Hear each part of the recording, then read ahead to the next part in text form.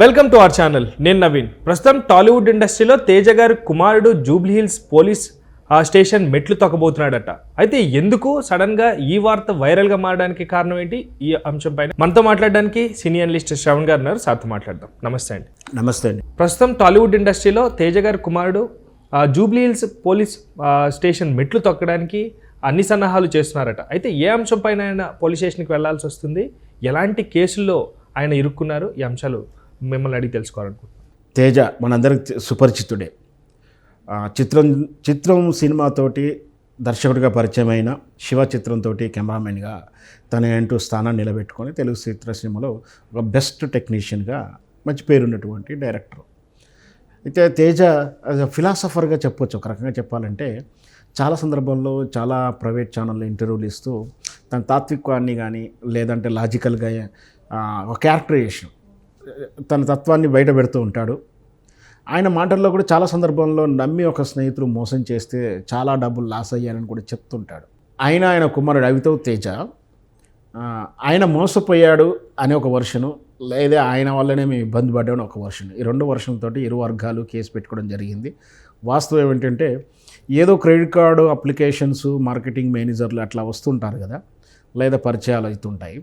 So అట్లా ఈ తేజ కుమారుడికి అవితోష్ తేజకు ప్రణీత్ అని చెప్పేసి హైదరాబాద్ వాసిను ఒక ఆయన పరిచయం అయ్యాడు. ఆ పరిచయం కాస్త కొంచెం క్లోజ్నెస్ అయిన తర్వాత షేర్ మార్కెట్లో బిజినెస్ చేస్తే డబ్బులు బాగా సంపాదించవచ్చు అని చెప్పి మరి ప్రణీత్ చెప్పుండవచ్చు. వాళ్ళతోటి ఇద్దరు కలిసి పెట్టుబడి పెట్టి ఇద్దరు కలిపి షేర్ మార్కెటింగ్లో షేర్లు కొనుగోలు అమ్మకం పెట్టుబడులు చేయడం జరిగింది. ఈ షేర్ మార్కెటింగ్ అంటేనే అదృష్టాన్ని బట్టి ఉంటుంది, ప్లస్ దాన్ని ఎవరి నిర్ణయం మేరకు వాళ్ళ నిర్ణయాలు తీసుకోవాల్సి ఉంటుంది.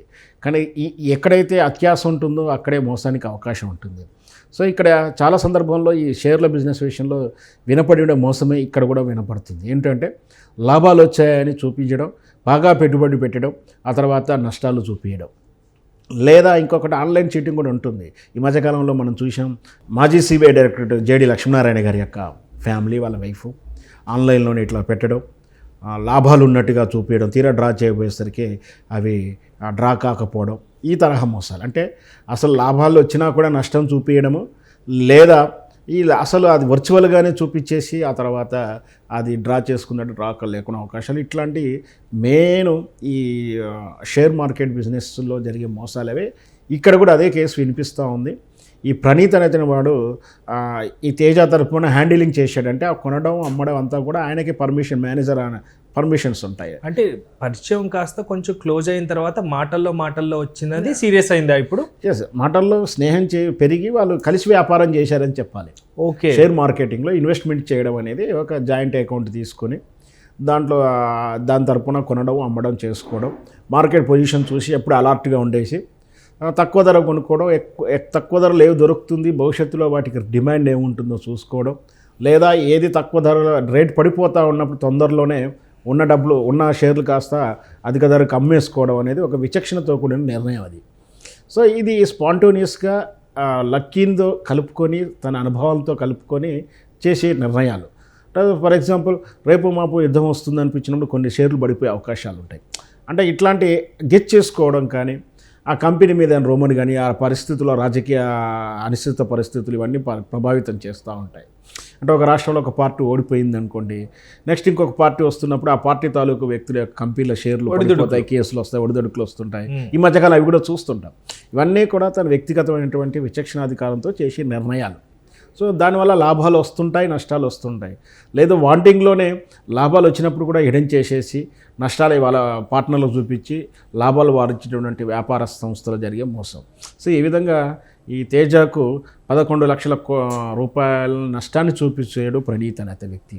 దాంతో సీరియస్ అయ్యాడు. మరి వాళ్ళ మధ్య ఎలాంటి ఆర్గ్యుమెంట్లు జరిగాయో కానీ ఓ ఫైన్ డే ఏం చేశాడు తేజ, తనకున్నటువంటి పలుకుబడి అనుకోవచ్చు, ధైర్యం కావచ్చు, లేదా ఏదైనా కావచ్చు, ఒక 4 స్నేహితులతోటి ఆ ప్రణీత్ వైఫ్ని కూడా మరి సరెండర్ చేశారా, కిడ్నాప్ చేశారా, వాళ్ళ దగ్గరికి వీరు వెళ్ళిపోయి బలవంతంగా అయితే కాగితాల మీద సంతకాలు పెట్టించుకున్నారని చెప్పేసి ప్రణీత్ యొక్క ఆరోపణ. ప్రణీత్ ఏమంటాడు, వ్యాపారంలోనే నాకే 60 లక్షలకు పైగా 70 లక్షల దాకా నష్టం వచ్చింది అని ఆయన చెప్తా ఉన్నాడు. ఈయనకేమో 11 లక్షల వాటా నష్టమని తేజ వర్షను. సో ఈ వర్షంలో నన్ను ఇబ్బంది పెట్టారు, ఇట్లా కిడ్నాప్ చేసి భార్యతో అనుచితంగా ప్రవర్తించాడు. జనరల్గా ఇట్లాంటి కేసులు ఏవైతే అంటే మామూలు సాధారణ కేసుతో పాటు ఇట్లాంటి అడిషనల్ మసాలా కేసులు కూడా పెడుతుంటారు. అంటే డొమెస్టిక్ వైలెంట్ కేసు తప్పించుకోలేకుండా తప్పించి ఎదుటి వాడిని ఇబ్బంది పెట్టే ఉద్దేశంతో అట్రాసిటీ కేసులు, పైగా ఇట్లా ఉమెన్స్ లేడీస్ని అసభ్యంగా ప్రవర్తించారని అంటే కొంచెం కేసు తీవ్రంగా ఉండాలనో, నిజంగా జరిగి ఉండవచ్చు, జరగకపోవచ్చు, ఇట్లాంటివి వచ్చినప్పుడు కొంచెం అనుమానించాల్సి ఉంటుంది. సో బహుశా ఈ తేజ అనే వాళ్ళ టీము ఆ రోజు ఆమె మీద సంతకాల కోసం బలవంతం చేసినప్పుడు అట్లాంటిగా అనుచితంగా ప్రవర్తించవచ్చు. చేయలేదని చెప్పండి, తప్పు జరగలేదని నేను అనట్లేదు, జరిగి ఉండవచ్చు లేదా జరగకపోవచ్చు. మొత్తం మీద కేసు అయితే ఇతను పోలీస్ స్టేషన్లో కంప్లైంట్ ఇస్తే అక్కడ మరి పలుకుబడి విషయంలో కేసు అవ్వలేదా, లేదా ఆయన చెప్పినటువంటి స్టోరీలో కట్టుకథలుగా భావించిన పోలీసులు వీరి అంటే జనరల్గా ఎప్పుడైనా సరే ఫిర్యాదు యొక్క కంప్లైంట్లో చెప్పినటువంటి ఇన్సిడెంట్స్, క్రైము, బాధితులు లేదా నష్టం ఏదైతే ఉందో అది సర్కమ్స్టెన్స్లో నిజమని ప్రాథమిక సమాచారం కానీ ప్రాథమిక ఆధారాలు ఉంటే మాత్రమే FIR దాఖలవుతుంది.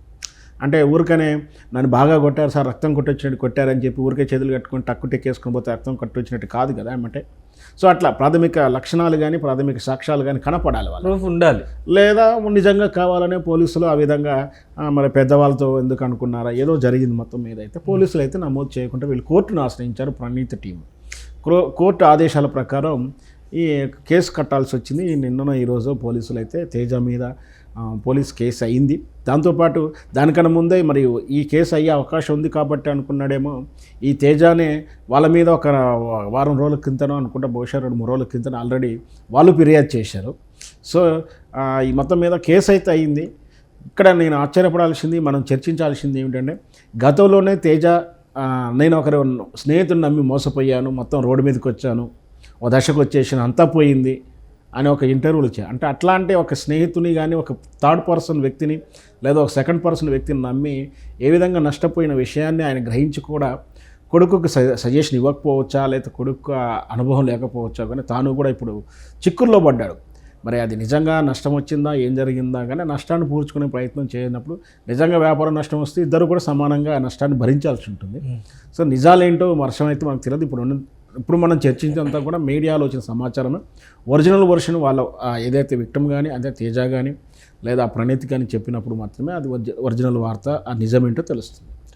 Thank you sir, thank you so much. Thank you viewers, bye.